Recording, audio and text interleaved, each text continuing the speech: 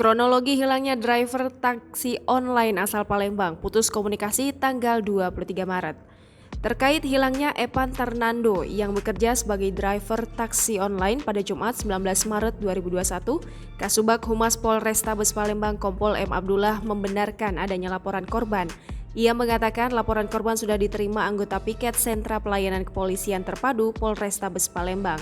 Sebelumnya diberitakan Sekar Hasri, warga Macan Lindungan, Lorong Tanjung, Kecamatan Ilir Barat 1 Palembang, melaporkan suaminya yang hilang setelah pamit kepadanya mengantar penumpang ke arah Sungai Lilin, Kabupaten Musi, Banyuasin pada Jumat 19 Maret 2021.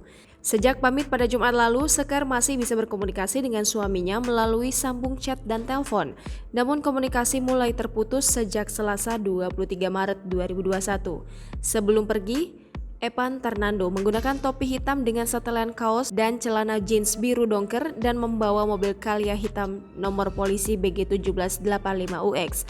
Lantaran tidak ada kabar lagi dari suaminya, lantas Sekar membuat laporan ke Polrestabes Palembang pada Senin 29 Maret 2021 dan berharap suaminya bisa kembali pulang dalam keadaan sehat sehingga keluarga mereka bisa kembali berkumpul.